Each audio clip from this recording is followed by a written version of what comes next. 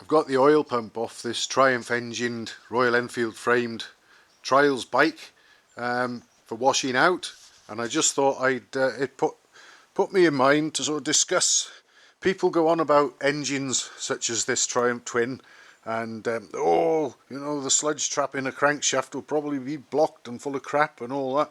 Well, it's very difficult to clean a sludge trap out. You've got to strip the whole engine down to get at it. So ideally you don't want it filling with crap too quickly if you can help it in the first place.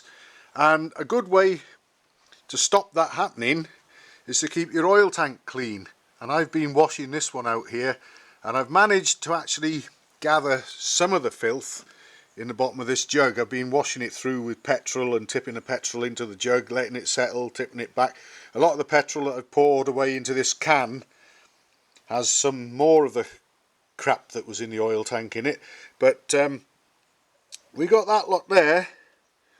Look at that, horrible. That was all in the bottom of the oil tank.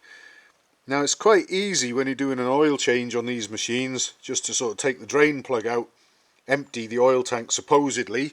I say supposedly because after the drain plug you've got the you usually have the screw-in filter that the engine's oil pipe connects to, which holds a little bit more back, and that was everything out of the oil tank, the last few dregs, and they look rather unpleasant as well actually. There's some cloudy, mucky, silty stuff in there. Get the oil tank empty by means of the drain plug. As it happens, to drain this one normally you would have to take that the gauze filter out because there's no drain plug in that. I think it's not a homemade tank, but it's been modified and adapted to fit this. I'm sure that normally it probably would have had a drain plug in it perhaps, but that's the strainer that goes in the bottom of the tank and connects to the engine's oil pipe.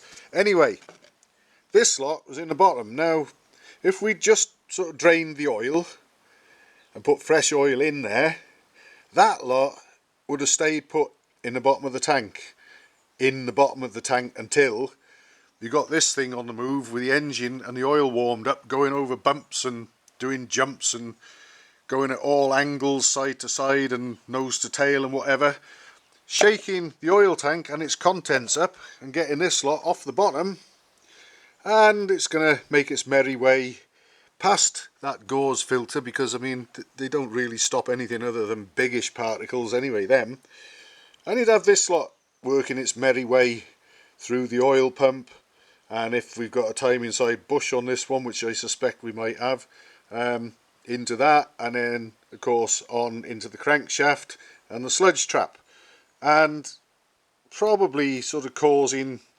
premature wear on a few things as it gathers in the sludge trap, working on the project to block it eventually.